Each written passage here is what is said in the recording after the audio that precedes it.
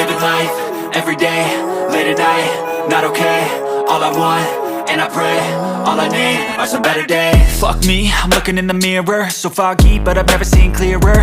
I don't really think anyone can save me, and honestly I'm not really sure I want saving. I like to be my own worst enemy. There's no risk if you don't try at anything, so I'ma just keep buying everything. See you in the next life, hope to be a better me. I don't think that my head's on straight, gotta flip it and grip it and go and get an x-ray. What's wrong with me? I just feel weight pushing on my chest and it squeezes till I suffocate. Better change my mindset, meditate. It's pretty cool that I'm alive and have better days. I could walk, see, hear, I should celebrate. Think I could change my mind, maybe elevate. Living life, everyday, late at night, not okay. All I want, and I pray, all I need are some better days.